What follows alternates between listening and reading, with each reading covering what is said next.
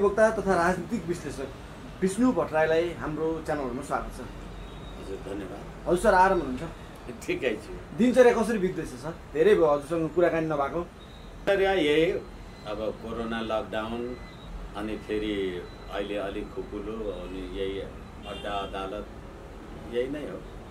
अरू त्यस्तो नयाँ कुनै दिनचर्या केही छैन। यो कोरोनाको अवधिभर जस्तो नेपालको राजनीतिमा निकै उथलपुथल भएका छन् हैन? भनिन्छ यो हामी भनेका क्यारिङ बोर्डका गट्टीहरू हौँ हैन? त्यसलाई फुटाउनलाई पनि स्टार गर्ने चाहिने, जोड्नलाई पनि स्टार गर्ने चाहिने। नेपालको राजनीतिक अवस्था पनि लगभग त्यस्तै देखिएको छ।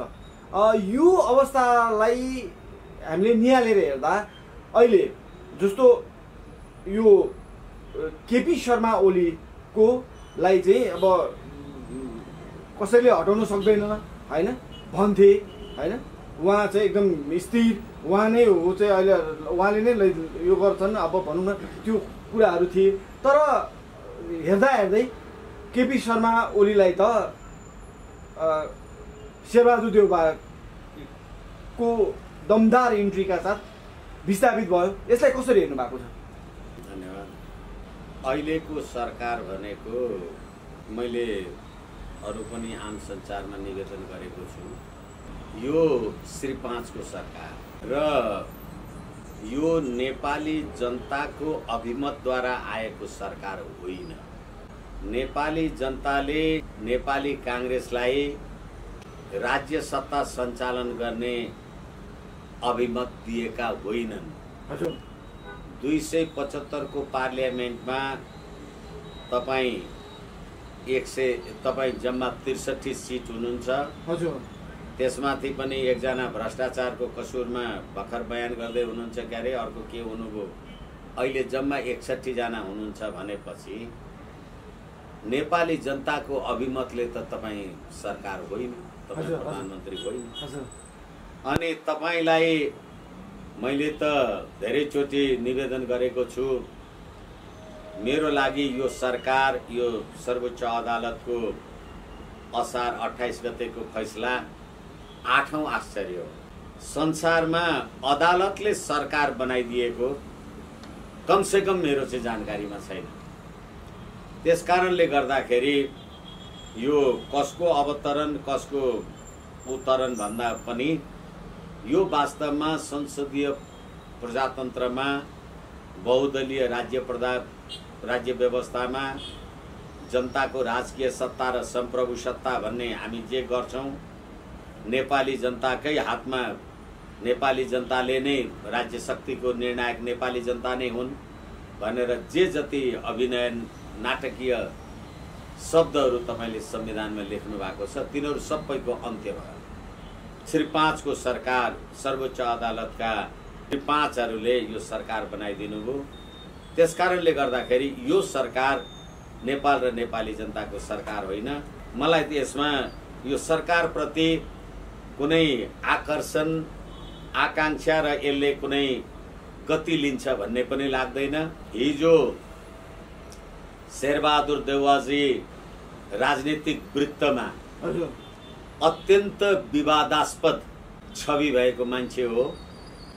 देशमा पजेरो संस्कृति, संसद सदस्य खरिद बिक्री, हङकङ र थाइल्यान्ड यो संसद सदस्यहरू खरिद बिक्री गर्ने एउटा त्यो बदनाम संस्कारबाट आउनु भएको मान्छे र आफ्नै पार्टीको मान्छे प्रधानमन्त्री हुँदा गिरिजा प्रसाद कोइरालाको टाइममा आफै अविश्वास र अविश्वास गरेर हिँड्ने मान्छे अनि आफैले भनेको भएन भनेर आफ्नै पार्लियामेन्ट विघटन गर्नलाई राजालाई सिफारिस गरेर हिँडेको मान्छे।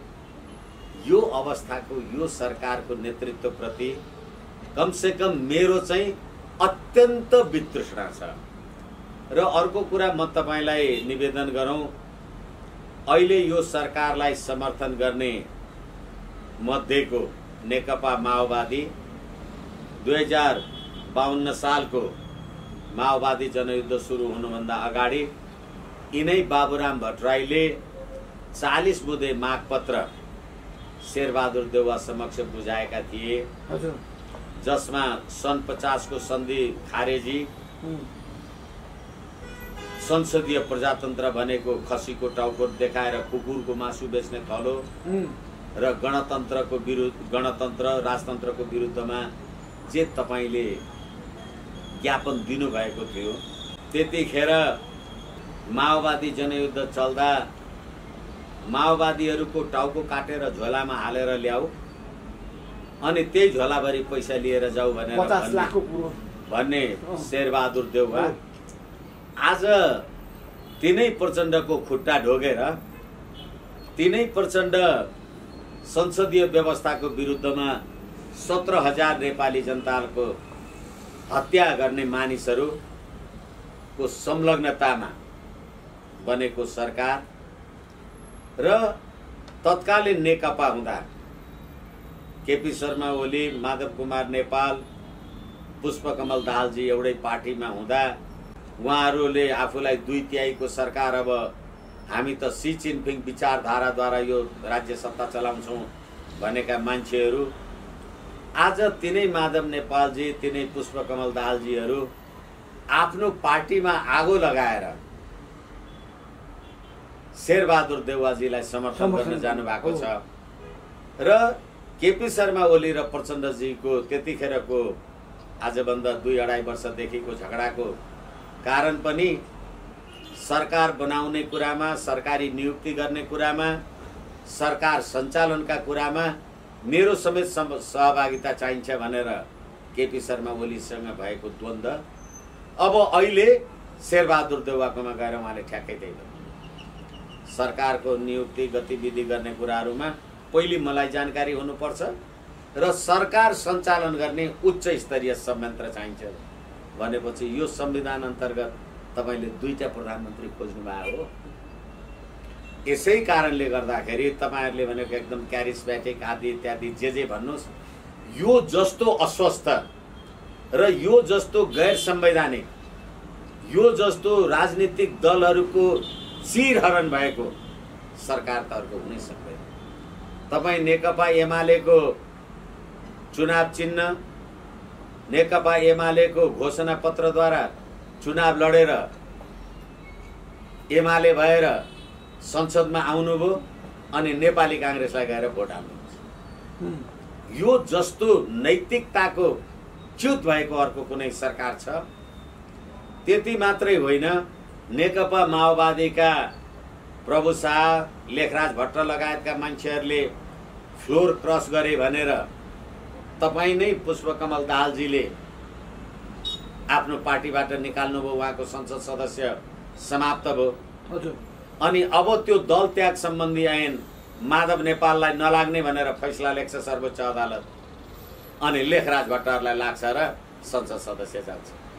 त्यो सरकार, त्यो संसदीय प्रजातन्त्रको सरकार हो। त्यो सरकार नेपाली जनताले मत दिएर बनेको सरकार हो। त्यो सरकार स्वच्छ छविको सरकार हो। त्यो सरकार बुढी गण्डकी काण्डमा यिनै बाबुराम भट्टराई 9 अर्ब रुपियाँ शेरबहादुर देउवा, पुष्पकमल दाहाल र केपी शर्मा ओलीले खाएका छन्। भ्रष्टाचारको प्रमाण मसँग छ, प्रमाणित गर्न सकिन भने मलाई झुन्ड्याए हुन्छ भन्ने बाबुराम भट्टराई आज तिनै शेरबहादुरजीका खुट्टा ढोग्न के कारणले जानुभयो होला? अनि यस्तो खालको यो सरकार र यो जुन यो संघीय लोकतान्त्रिक धर्मनिरपेक्ष गणतन्त्र भनेको छ, यो नेपाली जनताको लागि अभिशाप मात्रै। हजुर, यो जस्तो तपाईको मिलाइदिने कुराहरुमा उहाँहरुलाई एकै ठाउँमा आउने जुन कुराहरु राख्ने ताजो बाजो भन्छ नि, त्यो चाहिँ कसले ल्यायो होला तपाईलाई के लाग्छ? जस्तो भनौं न, विपक्षको न तपाईको एजेन्डा मिल्छ, न विचार मिल्छ, हैन? अब जस्तो प्रचण्डले उहाँ जति क्रान्तिकारी कोही छैन भन्ने, हैन? शेरबहादुर देउवालाई शेरबहादुर देउवा क्रान्तिकारी भइदिने। अब माधव नेपाल आफ्नो पार्टीलाई छोडेर विश्वासको मत दिनलाई हतारेर चाहिँ उहाँ बुढालिङ्गकण्ठ गएर जुन वार्ता गर्ने, हैन? त्यस्तै त्यो त रह्यो। जस्तो केपी शर्मा ओलीसँग आफूसँग भएका जति पनि कति सभासदहरू उहाँहरू पनि शेरबहादुर देउवालाई विश्वासको मत दिन जानुभयो। यो मिलाइदिने जुन एउटा हुन्छ नि त्यो चाहिँ कसले तारतम्य चाहिँ कसले गर्यो जस्तो लाग्छ तपाईँलाई? त्यो त्यतिकै त भएको छैन पक्कै पनि। यो सत्ता शक्ति र स्वार्थको खेल हुन्छ। यो राज्य व्यवस्था सङ्घीय लोकतान्त्रिक गणतन्त्रात्मक धर्मनिरपेक्ष राज्य बनाउनु पर्छ भनेर कुन नेपाली जनताले आन्दोलन गरेका थिए? मलाई लाग्छ हरेक नेपाली जनताको घरमा सानोतिनो एउटा पूजा कोठा छ। हजुर। नभए पनि घरमा त्यो छैन भित्र कोठामा भने पनि बाहिर सानो तुलसाको मठ छ। हजुर। हिजो अस्ति त सबैजना यिनीहरूले तुलसा पनि रोपे होलान्। हजुर। भने त्यस्ता मानिसले मतदान गरेको मत दिएको त्यस्ता मान्छे बस्ने देश कसरी धर्मनिरपेक्ष देश भयो होला? दिल्लीमा 2062 मार्ग 7 गते 12 बुँदे समझदारी गर्दा कुन नेपाली जनतालाई थाहा थियो र उहाँहरूलाई कुन शक्तिले एक ठाउँ गर्यो? जो मान्छेहरू नेपालमा बस्दा एउटाको टाउको काटेर झोलामा हालेर ले त्यही झोलाको भरि पैसा लिएर जा भन्ने मान्छे र अर्काको संसदीय व्यवस्था भनेको कुकुरको मासु बेच्ने थलो भन्ने मान्छे, त्यो दुईटै शक्तिलाई एकै ठाउँमा कसले राख्यो त? दिल्लीमा 12 बुँदे समझदारी गर्दा। नेपालमा तपाईलाई भेटे म मार्ने, मलाई भेटे तपाईँ मार्ने। दिल्लीमा गएर तपाईँ पनि 12 बुँदेमा सही छाप गर्ने, म पनि 12 बुँदेमा सही छाप गर्ने भनेपछि 12 बुँदेका मालिकहरूले जे गर्नुभयो उहाँहरूले त्यही गर्नु। त्यति मात्रै होइन, त्यति गरेको 15 वर्ष पुग्दा नपुग्दा अस्ति जेठ 29 गते भूतपूर्व प्रधानमन्त्रीहरू अहिले शेरबहादुर वर्तमान हुन पुग्नुभयो, तपाईहरूले संयुक्त विज्ञप्ति निकालेर देशमा विदेशी शक्तिको चलखेल छ भने होइन? विदेशी शक्तिको प्रभावको कुरा भने होइन? त्यतिखेरै जेठ 23 गते यो देशको प्रधान सेनापतिले मुलुकको पछिल्लो राजनीतिक घटनाक्रमले मुलुकको सुरक्षा व्यवस्थामा चुनौती आएको छ भन्ने कुरामा सेना सजग छ भनेर यही देशका सेनापति पूर्णचन्द्र थापाजीले भनेका होइन? यो असुरक्षा र यो विदेशी शक्तिको दबाव र चलखेल कसले ल्यायो? यही राज्य व्यवस्था, यसैका प्रणेता हौं भन्ने यिनै पुष्पकमल, यिनै शेरबहादुर, माधव नेपाल, बाबुराम, केपी शर्मा बाहेक नेपाली जनताले के ल्याए? र यो अराजकताको जिम्मेवारी नेपाली जनता छ र नेपाली जनताको अभिमत लिन जान्छु म, जनताको भोट लिन जान्छु म भन्दा पटक पटक नेताको दैलोमा जाऊ भनेर फैसला गर्ने हाम्रो देशको सम्मानित अदालत होइन। अनि त्यसकारणले गर्दाखेरि यस्तो राज्य व्यवस्था नेपाली जनताको व्यवस्था पनि होइन र कसले गर्यो होला कसले गरेन होला भन्ने कुराको बारेमा दिल्लीमा 12 बुँदे समझदारी गर्दा सुनेसम्म मलाई लाग्छ पेन्सिलले हिन्दीमा लेखेको थियो अरे। अब यी कति बुझ्दैन थिए थाहा त भएन, तर पनि बाबुराम भट्टराई र पुष्पकमल दाहाल, रामबहादुर थापा बादलजीहरू त नेपालमा 17,000 मान्छे मार्दा त दिल्लीमा बसेर एसडी मुनिकोमा खाना खानुहुन्थ्यो। त्यही शक्तिले काम गरे होला। हजुर, जस्तो जुन महन्त ठाकुर, राजेन्द्र महतो लगायतका नेताहरू जुन जसपाका, उहाँहरू चाहिँ कस्तो देखियो भन्दाखेरि उहाँहरूलाई यो जुन संसद एकचोटि पहिले केपी शर्मा ओलीको पक्षमा देखिनु भयो, भोट उभिनु भयो संसद ढाल्नेपट्टि, अनि अर्कोचोटि फेरि उहाँहरू संसद विउदनीतिर चाहिँ जुन शेरबहादुर देउवालाई विश्वासको मत दिएर त्यतापट्टि देखिनु भयो। उहाँहरूलाई चाहिँ कसरी हेर्नुहुन्छ? उहाँहरू त यसो हेर्दाखेरि त बाटोको मादल जस्तो जसले आएर पनि बचाइदिने, न एजेन्डा छ न विचार छ त्यस्तो देखियो। अब यो दललाई चाहिँ कसरी हेर्नुहुन्छ उहाँ तपाईँले?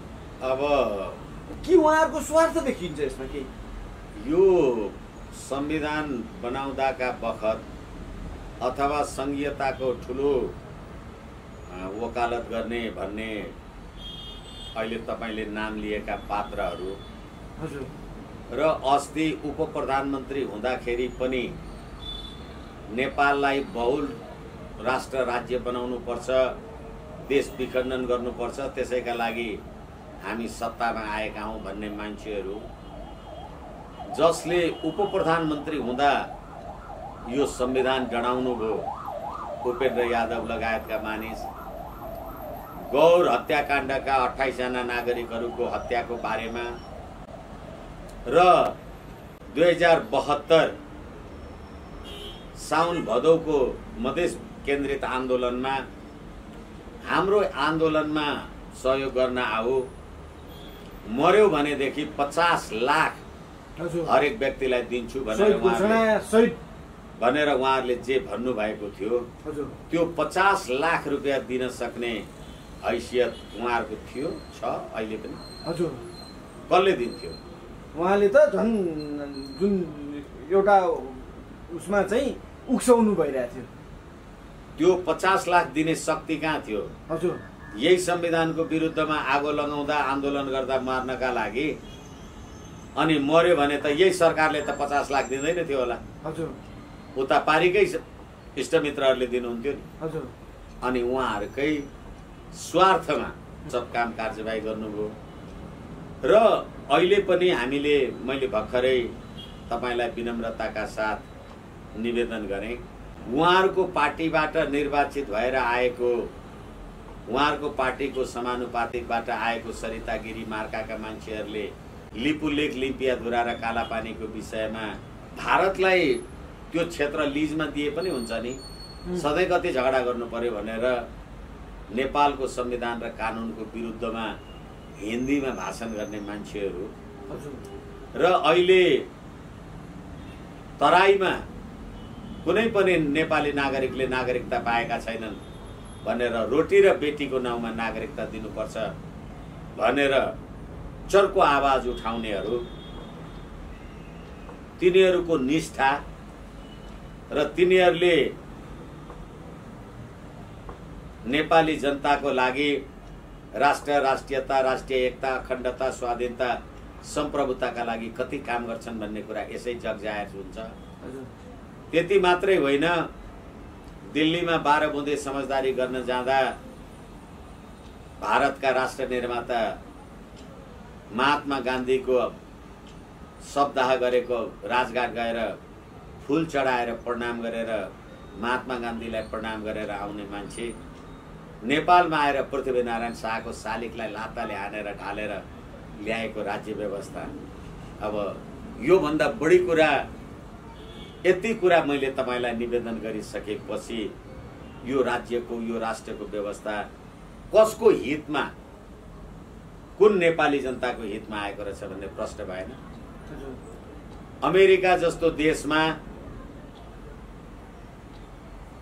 अब्राहम लिंकन जस्ता मान्छे आए होला, जर्ज वाशिंगटन जस्ता मान्छे आए होला, चीनका क्लिन हेन सेनाङ जस्ता मान्छेहरू राष्ट्र निर्माता भए होला, जर्मनीमा बिस्मार्क भए होला, सयौं राज्य व्यवस्था परिवर्तन भए होला, तर कहिले पनि त्यहाँ राष्ट्र निर्माताको शालिगलाई लात्ताले हानेर ढालियो भने यो राज्य व्यवस्था आएपछि राष्ट्रिय झण्डा पनि डढाइयो। यो व्यवस्था आएपछि राष्ट्रिय टोपी पनि डढाइयो भने कसको लागि यो राज्य व्यवस्था आएको रहेछ भन्ने कुरा हामी देख्न सक्दैनौँ। यसकारणले गर्दाखेरि त्यही यिनै सब अहिले मैले तपाईलाई जे निवेदन गरेँ त्यसैलाई पक्षपोषण गर्न आएको जसपा त्यही पक्षपोषण गरिराखेको छ। किनभने सत्तामा उप प्रधानमन्त्री बसेर नेपाललाई बहुल राष्ट्रिय राज्य भनेर टुक्रा बनाउँछौँ भन्ने मान्छेहरू अब तपाईँ कसले चलाएको छ भनेर भन्नुहुन्छ। र त्यस्तो भन्ने मान्छेलाई उप प्रधानमन्त्री बनाउने प्रधानमन्त्री कसको प्रधानमन्त्री होला? त्यस्तो उप प्रधानमन्त्रीलाई शपथ ग्रहण गराउने राष्ट्रपति कस्तो राष्ट्रपति होला? यस कारणले गर्दा समग्रमा यो राज्य व्यवस्था नै नेपाली जनताको, अघि पनि मैले निवेदन गरेँ, राष्ट्रिय एकता, समुन्नति, सम्प्रभुता, हित, उन्नति, सुख, समृद्धिको यो राज्य प्रणाली नै होइन भन्ने कुरा प्रमाणित भएको छ। त्यसै कारणले गर्दा तपाईको बारीमा गोलमाडा फलेको छ, लकडाउनको बेला त्यहाँ बजारमा लान दिँदैन। भारतबाट आउने अथाह टनका टन तरकारी त्यसको चाहिँ स्वास्थ्य परीक्षण पनि गरिँदैन, क्वारेन्टाइन चेकसम्म पनि गरिँदैन भनेपछि, यति भनेपछि हामीले सायद कसको लागि राज्य प्रणाली ल्याएछौँ? नेपाली जनताका लागि जगजाहेर। हजुर, एउटा कुरा जस्तो नेपाली जनताले एमसीसी चाहिँदैन भनेर यो माइती घरमा कयौं पटक आन्दोलन गरेको तपाईँ हामीले देखेकै छौँ। अनि यति हुँदाहुँदै पनि जस्तो अहिले के बजारमा चिया पसलमा कस्तो खालको हल्ला छ भनेदेखि यो जुन सरकारलाई एमसीसीले चाहिँ एकीकरण गर्यो, एमसीसीले एकै ठाउँमा ल्यायो होइन, त्यो भन्ने कुराहरू छ। यसमा चाहिँ तपाईँले कतिको सत्य देख्नु भएको छ? र यो एमसीसी पास हुन्छ होला अथवा हुँदैन होला, र यसलाई पास नगर्नका लागि नेपाली जनताले के गर्नुपर्छ होला? राजनीति सम्भावनाको खेल हो। हजुर, तपाईले भन्नुभएको कुरा होइन भन्ने कुरा होइन। हजुर, यो सर्वोच्च अदालतमा संवैधानिक इजलास बस्दाखेरि बम कुमार श्रेष्ठ र दीपक कुमार कार्की, हजुर, यी दुईजना न्यायाधीशहरू बस्न योग्य हुनुहुन्न, अरू नै न्यायाधीश ल्याउनु पर्छ भनेर त्यतिखेर विवाद चलेकै हो, कुरा उठेको थियो। हजुर, त्यो विवाद चले बमोजिम कुमार श्रेष्ठ र अर्को न्यायाधीशलाई संवैधानिक इजलासबाट हटाइयो। हजुर, र त्यो इजलासमा ईश्वर प्रसाद खतिवडाजी र आनन्द मोहन भट्टराईजीलाई मान्य न्यायाधीशहरूलाई इजलासमा ल्याइयो। अदालतमा तपाईँ र मेरो मुद्दा परेपछि मैले अथवा तपाईँले रोजेको न्यायाधीश हुन्छ? त्यो त पाइँदैन। अब पाइयो। अनि त्यतिखेरै प्रतिनिधि सभा पुनर्स्थापना र प्रधानमन्त्रीको लागि परमादेश जारी हुन्छ भन्ने अनुमान गर्ने कुरा त भएको थियो। हजुर, अहिले फैसला लेख्ने को? ईश्वर प्रसाद खतिवडा, हजुर, जो नयाँ ल्याएर राखे। र ईश्वर प्रसाद खतिवडाजीहरू अथवा त्यो श्री 5 को सरकार भनेर अघि मैले भनेको त्यसै कारण, अनि उहाँहरूको सरकार बनाउने बित्तिकै हिजो नेकपा एकीकृत हुँदा प्रचण्ड र केपी ओली, माधव नेपाल, झलनाथ खनाल एकै ठाउँमा हुँदा एमसीसी पास गर्ने नगर्ने कुरामा एउटा अध्ययन कार्यदल बनेको थियो। हजुर, झलनाथ खनालजीको संयोजकत्वमा बनेको त्यो अध्ययन कार्यदलले एमसीसी राष्ट्रघात हो, यो अमुक अमुक बुँदाहरू संशोधन नगरिकन पास गर्नु हुँदैन भनेर भन्नुभएको थियो। अब अहिले नेकपा त लगभग 3 टुक्रा जस्तै भयो होला। एउटा एमाले भयो, अर्को माधव नेपालवाला गुट भयो र प्रचण्डको माओवादी अर्कै गुट भयो। हिजो त्यो एमसीसी को विरुद्धमा देव गुरुङ लगायतका, भीम रावल आफै पनि थिए, यता देव गुरुङ लगायतका मान्छेहरू यो राष्ट्रघाती नै हो, पास गर्नु हुँदैन भन्नुहुन्थ्यो। अब अहिले मात्रै होइन, प्रतिनिधि सभा पहिलो पटक विघटन हुँदा पुस 5 गते विघटन भएपछि पुष्पकमल दाहालजीले हामीले त प्रतिगमनको विरुद्ध यत्रो आन्दोलन गरेका छौँ, संसारका प्रजातान्त्रिक मुलुकहरूले हामीलाई हेरेनन् भन्नुभयो। धेरैचोटि भन्नुभयो, प्रेस मिट गरेर भन्नुभयो। अनि त्यतिखेरै उहाँहरूले चाहिँ भारत चाहिँ हाम्रो कम्फर्टेबल सरकार प्रधानमन्त्रीले भन्नुभएको थियो, त्यो पनि उहाँले भन्नुभयो। अनि शेरबहादुर देउवाजी ज्वाइँलाई नागरिकता दिनुपर्छ भन्ने मान्छे, हजुर, जो तपाईँ अमेरिकन अस्ट्रेलियनसँग बिहा गरेको ज्वाइँलाई नागरिकता ज्वाइँ भान्जा भान्जी सबै नि, अनि तिनीहरूलाई नागरिकता दिनुपर्छ भन्ने मान्छे र प्रतिनिधि सभाको निर्वाचनमा अघि मैले कुरा गरिसकेँ नेपाली काङ्ग्रेस 25% पनि सिट थिएन। हजुर, अनि त्यसले प्रतिनिधि सभामा गएर आफूले 151 कि 149 146 देखाउनु पनि परेन। सर्वोच्च अदालतले प्रधानमन्त्री राखिदियो। हजुर, सर्वोच्च अदालतले प्रधानमन्त्री राखिदिने बित्तिकै अब पुष्पकमल दाहालजी एमसीसी को विरोध गर्नुहुन्न, हजुर, माधव कुमार नेपालजी विरोध गर्नुहुन्न, हिजो संशोधन सहित पास गर्नुपर्छ भन्ने, हजुर, शेरबहादुर देउवा त सधैँ पासै गर्नुपर्छ भन्ने भनेको हो। र शेरबहादुर देउवाले अहिले सानो मन्त्री परिषद बनाउँदा पनि हिजो एमसीसीमा सही गर्ने ज्ञानेन्द्र बहादुर कार्कीलाई नि फेरि कानुन मन्त्री ल्याएर राख्यो। हजुर, हजुर, यसकारणले गर्दाखेरि उहाँहरूले एमसीसी को पक्षमा अमेरिकी चासोमा त्यतिखेरको अर्थमन्त्री युवराज खतिवडा हुँदाखेरि पनि एमसीसी अन्तर्गत नेपालमा कार्यालय स्थापना भएको, अहिले पनि छँदैछ एमसीए भन्ने कार्यालय स्थापना गरेर काम कार्यवाही गरिराखेको यो अवस्थामा अब अहिले उहाँहरूले एमसीसीलाई निरस्त गर्न कसरी सक्नुहुन्छ? यसैले यसमा अलिकति लामो कुरा भयो। हजुर, हजुर, अब अलिकति यो लामो कुरा भए पनि आवश्यक छ भन्ने कुरा हो। पुस 5 गते प्रतिनिधि सभा विघटन हुँदा कोरोना महामारीको समयमा पनि चीनको अन्तर्राष्ट्रिय विभागका उपप्रमुख केयू भन्ने मान्छे पीपीई लगाएर नेपाल आउनुभयो र कम्युनिस्ट पार्टी भित्रको झगडा मिलाउने प्रयास गर्नुभयो, असफल हुनुभयो। किनभने 12 बुँदे समझदारी त दिल्लीले पश्चिमाले गरिदिएको थियो, अनि नेपालमा संसदीय प्रजातन्त्र र गणतन्त्र पश्चिमाले ल्याइदिने, अनि चीनले भने जस्तो कार्यवाही त चल्ने थिएन। यी त सोकल्ड कम्युनिस्ट हुन्।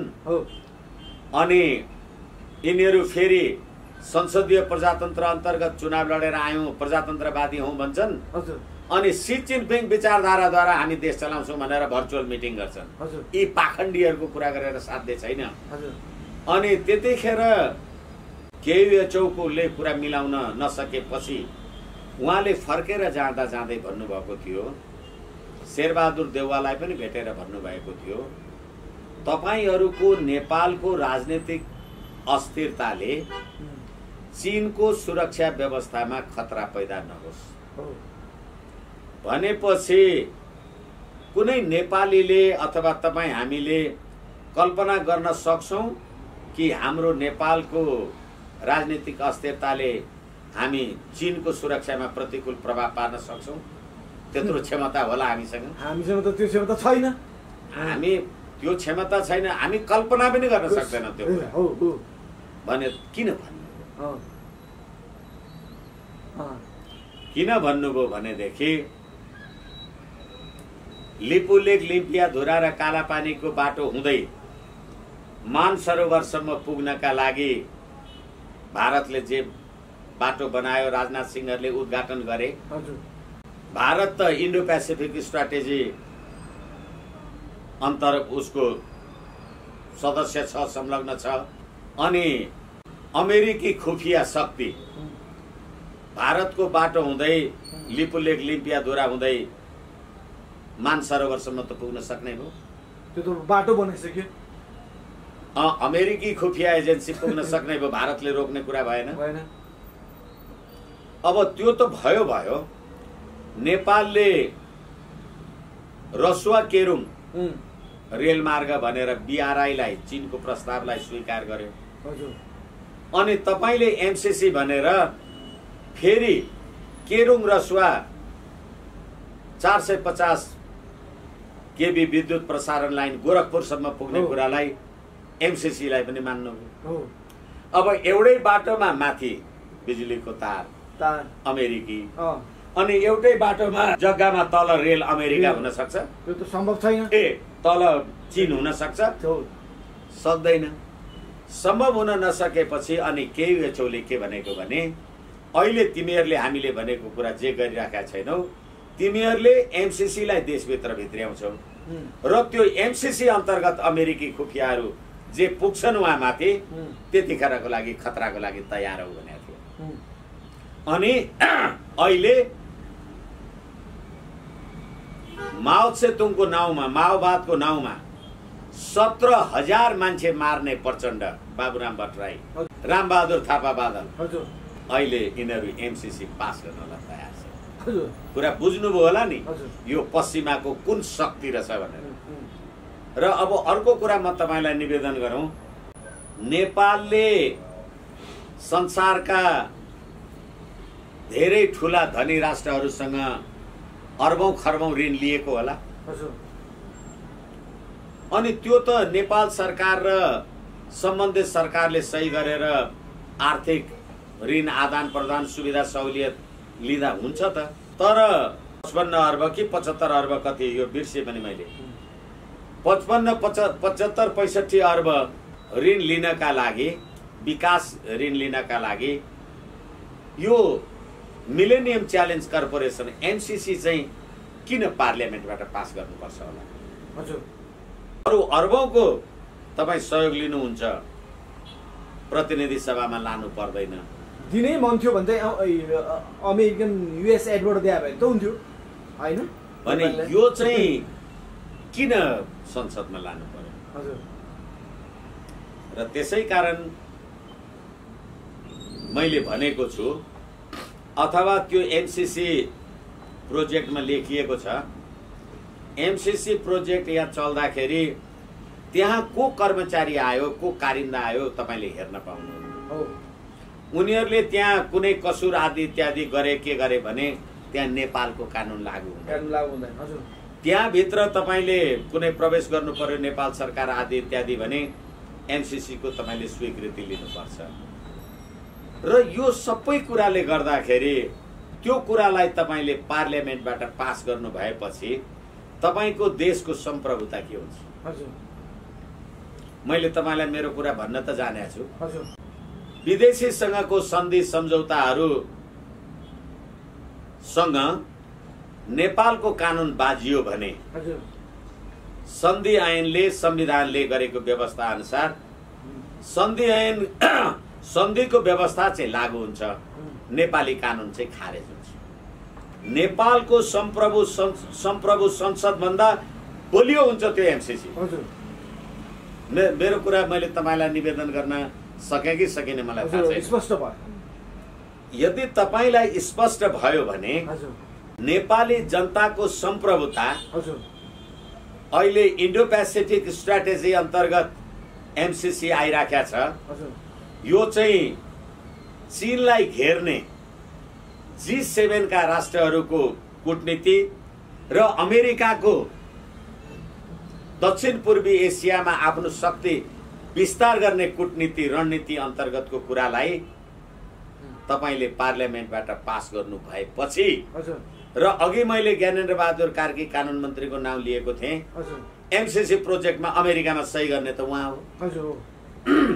र अर्को मान्छेलाई नबनाएर किन ज्ञानेन्द्रलाई नै बनाउनु भयो? भनेदेखि पश्चिमाहरूको पूर्णत पश्चिमाहरूको साथ संगत र बलमा यो काम कार्यवाही भइराखेको एक। र अर्को कुरा, अब तपाईले एमसीसी यहाँ त्यो प्रोजेक्ट पारित गर्नुभयो भने र भारतमा तपाईले 450 केबी प्रसारण लाइन गोरखपुरमा तपाईले पुर्याउनु पर्छ भने भारतसँगको पनि सम्झौता खोइ। तर भारतसँगको कुरालाई नेपाल र अमेरिका मात्रै बसेर कसरी सही गरे? पाइन्छ? यो त पाइँदैन। तर त्यसमा भारतको त आपत्ति छैन नि। आपत्ति रहेन रहेछ भने इन्डो पेसिफिक स्ट्राटेजी अन्तर्गत हो रहेछ कि होइन रहेछ? यसरी बुझ्नुपर्छ होला भन्ने मेरो निवेदन हो। यसै कारणले गर्दा उहाँहरूले बनाएको संविधान म यो गणतन्त्र संघीयता धर्मनिरपेक्षताको मान्छे होइन, म राज संस्थावादी हिन्दू राष्ट्रवादी अखण्ड नेपालवाला मान्छे हुँ, धेरैचोटि भनेको छु। उहाँहरूले बनाएको यो संविधानमा मुलुकको शान्ति सुरक्षा मैत्री सन्धि जस्ता विषयहरू प्रतिनिधि सभाको 2/3 बहुमतले पास हुनुपर्छ। तपाईले अहिले किन सामान्यमा लाँदै हुनुहुन्छ?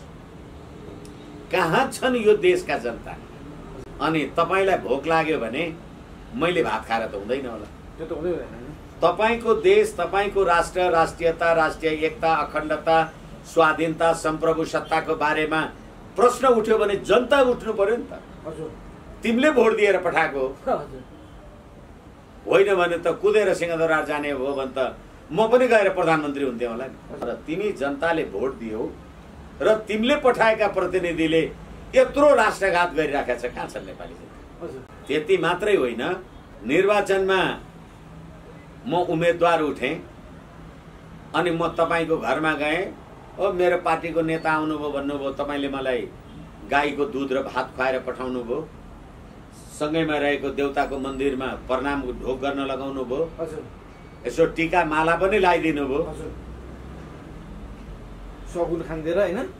अनि म पार्लियामेन्टमा आएर गाई काट्न पाउनुपर्छ भनेर कानुन बनाए, तपाईँ ताली पड्काएर बस्नुहुन्छ। यही होइन नेपाली?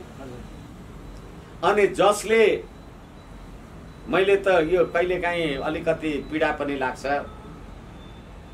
मेरो आमा मलाई पैदा गर्नुभयो, मैले आमाको दुध खाएँ,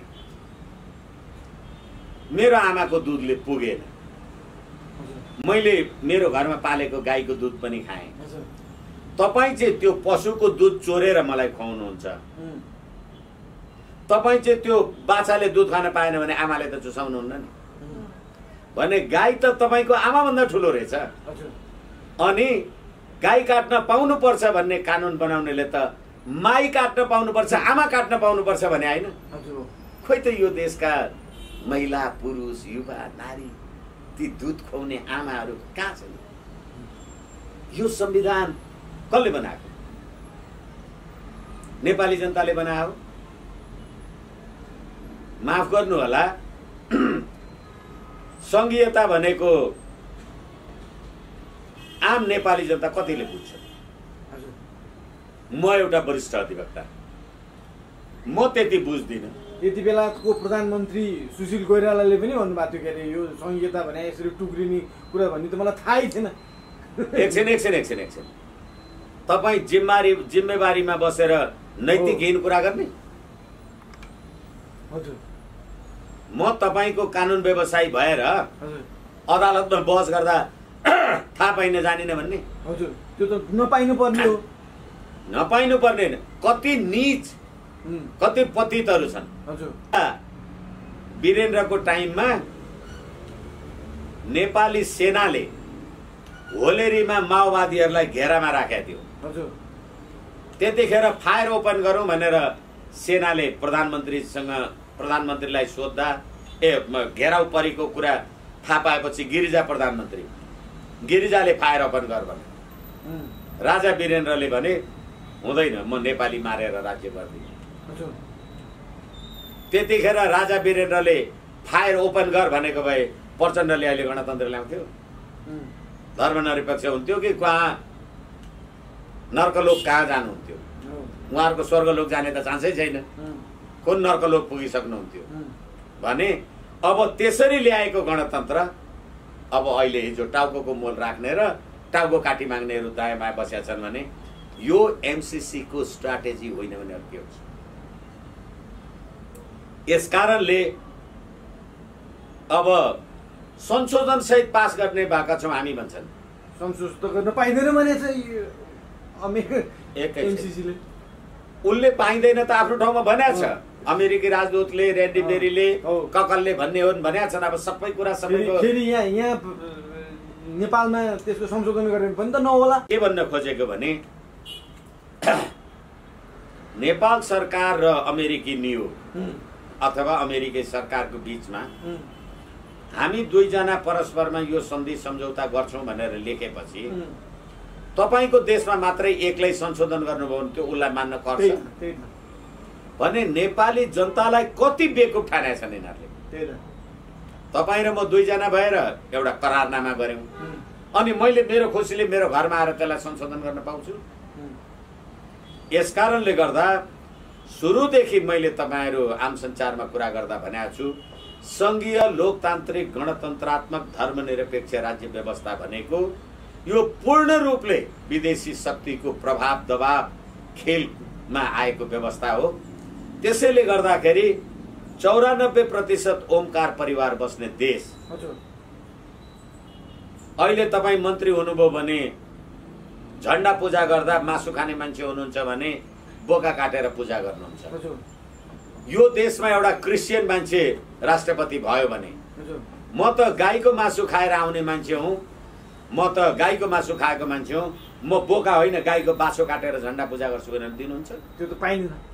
तपाईले पाइँदैन भनेर हुन्छ? तपाई उसको चाहिँ मान्यता अनुसार खसीको मासु खानेले चाहिँ बोकु काट्न पाउने, तिमी गाईको मासु खानेले चाहिँ बाछो काट्न नपाउने? धर्मनिरपेक्ष तपाई पाइँदैन भन्ने को तपाई? के बनाउनु भएको छ देश? मैले त धेरै चोटि निवेदन गरेको छु, यो देशका पत्रकारहरू पनि कहाँ छन् यिनीहरू? यस कारणले गर्दा यो राज्य प्रणाली नेपाली जनताको प्रणाली होइन र यिनीहरूलाई राष्ट्रियता चाहिएको पनि छैन। किनभने पृथ्वीनारायण शाहले यो मुलुक आर्जन गरेको 250 वर्ष पुगेपछि पुग्दा नपुग्दा नेपाली टोपी डढायो। यो सरकारले के गर्यो? राष्ट्रिय झण्डा डढाइयो, तपाई मन्त्री प्रधानमन्त्री प्रधान न्यायाधीश भएर झण्डा फहराएर हिँड्नुहुन्छ, त्यसैलाई डढाइयो। तपाई के गर्नुभयो तपाई? यसकारणले गर्दाखेरि यो राज्य प्रणालीमा हिजो पश्चिम महेन्द्रनगर कैलाली कञ्चनपुरका हत्याराहरूलाई माफ गर्छु भनेर खड्गवली सही गरेर कुनै एउटा दललाई सरकारमा ल्याउँथ्यो। अहिले शेरबहादुर देउवा प्रधानमन्त्री भएको 10 दिन भएको छैन, इटा भट्टामा जिउँदै नागरिकलाई पोल्ने आफ्ताफ आलमलाई छुटाउँछु भन्दै हिँड्छ। अपराधीहरूको साम्राज्यमा प्रधानमन्त्री चेन्ज भयो, तपाईहरु खुसी हुनुहुन्छ है?